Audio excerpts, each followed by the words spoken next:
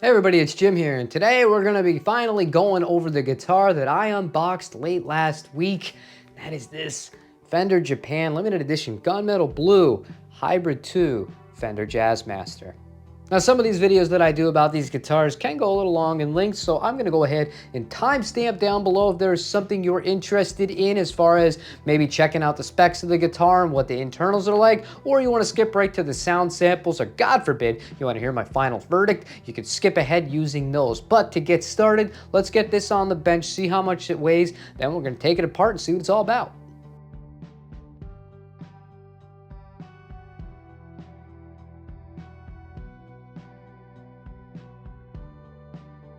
Okay, before I get into what makes this a little bit different than a traditional Jazzmaster here as far as the electronics go, I'm going to start with a body. This is an alder body. The finish on this, the gunmetal blue, is absolutely stunning. It's got a little sparkle in it depending on how much light is directly on it, and it does indeed, as a fellow viewer said on a different video, remind me of Mercedes blue, which is the color of a Strat I used to have many moons ago. But skipping past that, this three-way toggle switch is normally where the rhythm circuit would be on a traditional Jazzmaster.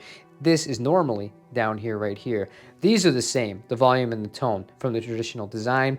These appear to be correct style of Jazzmaster pickups. We're going to be taking the pickguard off and having a look at the electronics. You got a Mustang bridge that's a 9.5-inch radius, and then this guy is the traditional Fender Japan vibrato system. So now what we're going to do is we're going to remove the strings and we're going to have a look under the hood, so to speak. And normally I fast forward through this part, but I'd like to talk about some of the differences between this and a regular Hybrid 1, which is the line that came before this Hybrid 2 series. The originals had well-labeled V-Mod pickups in them. They also had a U-shaped neck, which is a bit chunkier than this modern C that is on this one, as well as the rhythm circuit. So really, it's much more of a traditional Jazzmaster, those ones, compared to this one, which is much more akin to like an American professional Jazzmaster. Okay, if you're somebody who has seen the inside of Jazzmaster guitars before, you're probably scratching your head in the same way that I am right now.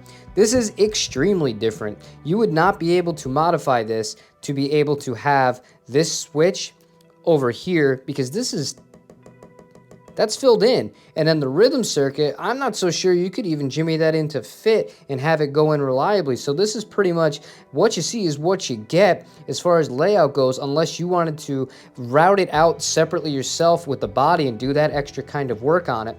The second thing that I'm noticing here that is very different from a traditional Jazzmaster, these are CTS pots, which are good in a switch calf jack, but 250K, meaning very different from a traditional indeed. The traditionals have a 1 meg volume pot there. Got a big old cap, and yeah, looks good other than that, but yeah, that's very surprising and stuff that I would not have known about this model had I not taken the time to do this. So there you go.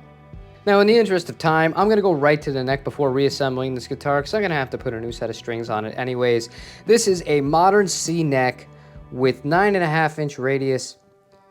Fret ends are honestly a little bit rougher than I'm used to from Fender Japan. You have a bone nut right here. Let's see how level the frets are from the factory.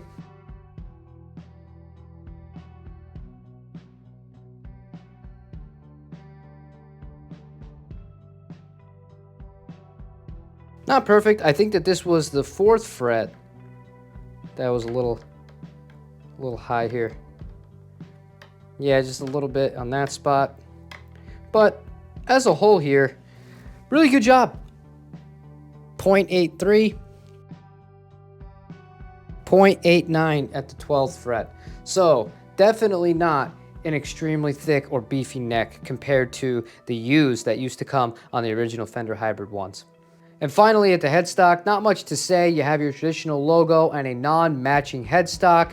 These tuners are the Goto vintage locking. I've discussed these many times on this channel. I love these. If you're somebody who has never used these before, when you want to change the strings on it, use the peg winder. Just keep loosening indefinitely and the string will fall out of it. There is no reason to use a screwdriver. I still see people to this day doing that.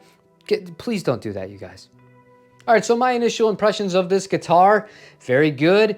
very light. This weighs over ½ pound less than my Fender American Vintage 65 Jazzmaster, and the older I get, the more I appreciate a lighter weight instrument without sacrificing the wood, because this is also an alder body. But I'm gonna put this through the Mesa Boogie amp, mic it up through the SM57. We're gonna hear what it sounds like. And if you can do me a favor, if you enjoy these videos, feel free to hit a like, feel free to hit a subscribe. It would really help me out big time, and I really do appreciate everybody who does that. But without further ado or self-promotion, let's hear what it sounds like.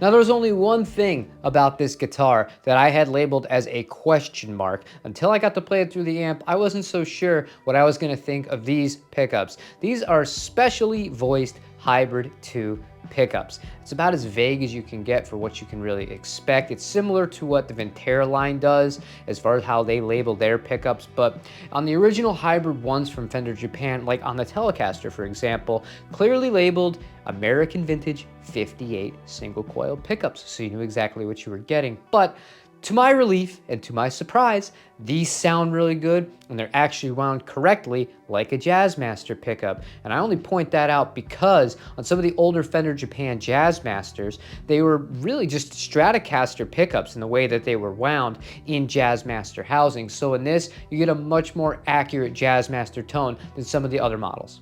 Another thing that I really appreciated about this guitar that I didn't think too much of prior to purchasing of it was the location of the 3-way toggle switch. I really like it up here. This is much nicer. It kind of reminds me of playing my Les Paul. And another reason why I think I actually prefer it there, if I'm not gonna have a rhythm circuit, which can be useful, but sometimes I don't always use it, I like that this one goes up and down. Whereas on a traditional Jazzmaster, when it's down here, it goes left to right. So this is a much easier kind of way for me to be able to switch between pickups and not have any problems with that. Mustang bridge did a great job, no tuning problems whatsoever. The vibrato was silky smooth as to be expected.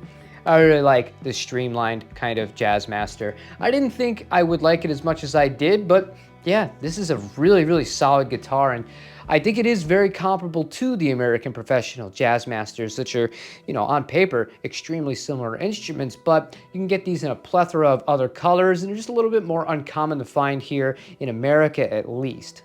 And while it may be true, a Jazzmaster purist may look at this guitar as an abomination with the lack of the rhythm circuit and, the extra fret on a Jazzmaster is kind of weird, but, to me, I don't normally play solos up in that area of the guitar neck anyways. I just thought it was an interesting design choice.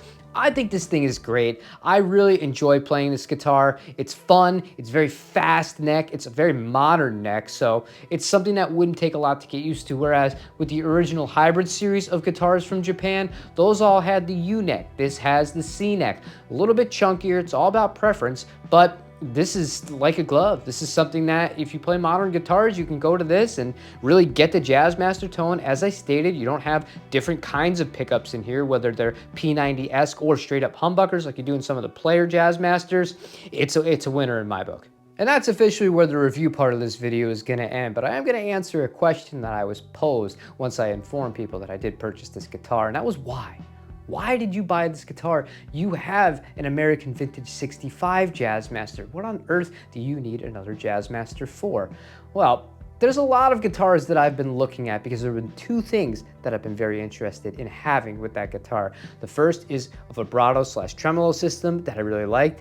That ticked this box. The second was P90 pickups. This guitar does not have P90 pickups in it yet, but they are here. We're gonna be doing a bunch of modifications on this guitar, and yeah, kind of seeing how much we can get this thing to really growl and have some fun with it. And we'll also be doing comparisons of it when it's finished, both versus its stock form with the electronics and also compared to the aforementioned American Vintage that has the Lindy Fralin stock Jazzmaster pickups. This will have the Lindy Fralin steel pole P90 pickups on it. That should be a lot of fun. But overall, awesome guitars. Don't overspend on these guys. They're available in Japan, $1,100-$1,200 shipped to your door. You'll be all good. No reason to spend $1,800, $1,900, $2,000 on one secondhand used in the United States of America from a reseller. You don't need to do that, guys. Be patient. The deals are out there. Do your due diligence, do some research. Don't overspend if you don't have to. But that's all I have for you guys today. If you enjoyed this video, you learned something new, because I definitely did, please leave a like, leave me a comment, let me know what you think about my plans for this guitar. I only told you one of them, but it's also going to look a little bit different. I'm definitely a little bold when it came to my decision making on this. I'm not sure if it'll work out, but subscribe if you haven't already. As you can see, I get a big smile on my face. It's really fun. And I will see you tomorrow for a different guitar related video. Take it easy, everybody.